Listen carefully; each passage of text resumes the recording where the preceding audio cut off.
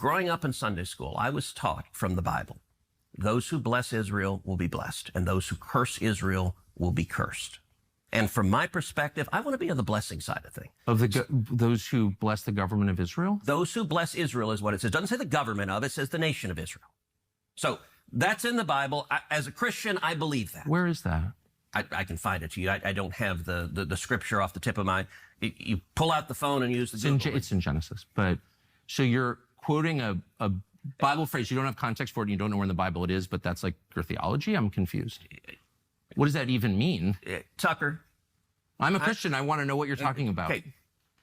Where does my support for Israel come from? Number one, because biblically we're commanded to support Israel. But number two... Hold on. I'm not holding on. Hold on. You're a senator, and now you're throwing out theology, and I am a Christian, and I am allowed to weigh in on this.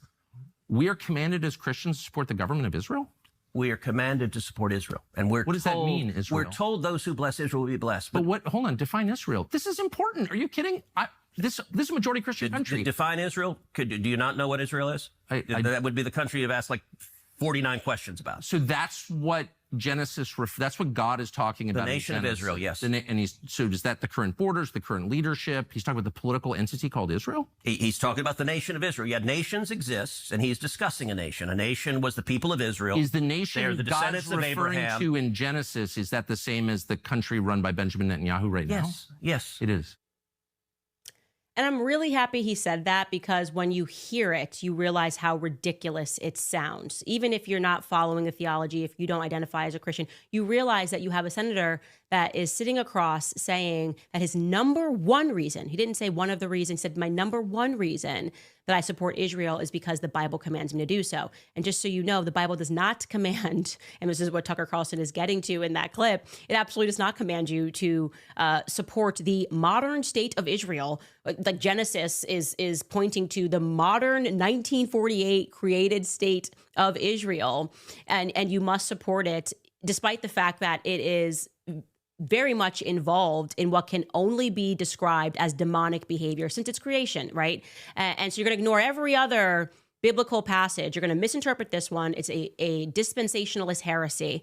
Dispensationalist heresy, which was factually funded by the World Zionist Congress. And we can do another episode on that as I present to you guys all of the evidence that what it guided the notations. This really stems from the Schofield Bible and was overseas and alleges that he wrote all of these notes in the Bible and is telling people how to read their Bibles. The first time that notations were put underneath the passages. So this is what Genesis says, and this is what it means. And this is how this heresy arrived in America. Then somehow this guy is able to, becomes the most printed book, and Oxford Press gets behind it because like a random pastor, you get the idea here. It was very much a funded effort to have Christians misunderstand the Bible. And Ted Cruz is one of these Christians.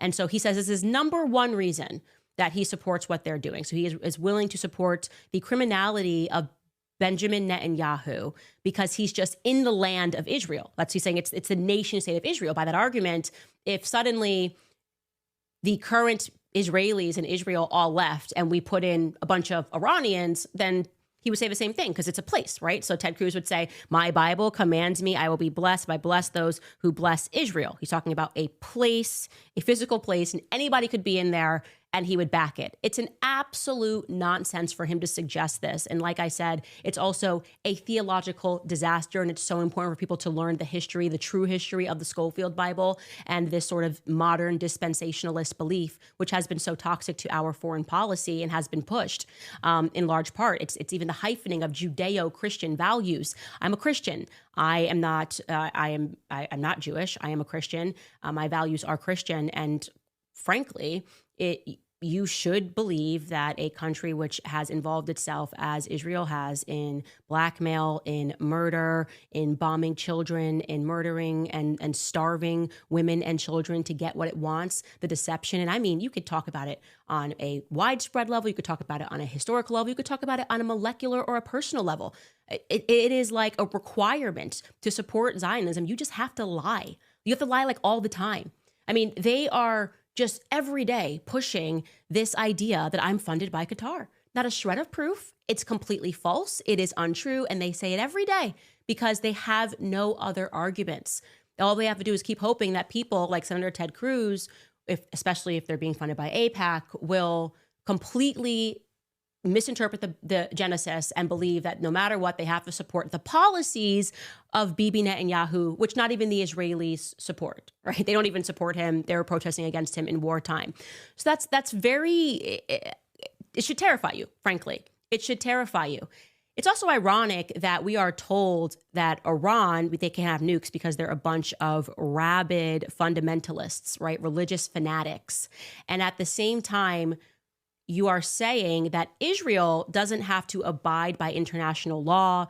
They don't have to even speak or acknowledge the fact that they have nukes. It's okay that they stole that from America. They stole weapons from America. It's okay that Jeffrey Epstein is running a blackmail ring on our politicians, was running a sexual blackmail ring via the Mossad. It's okay. And they don't have to answer questions about JFK and Jack Ruby, otherwise known as Jacob Rubenstein, and his involvement. We just have to accept that whatever they do, no matter how toxic and horrible and demonic it is, it's perfectly acceptable because God is going to bless you if you bless this land.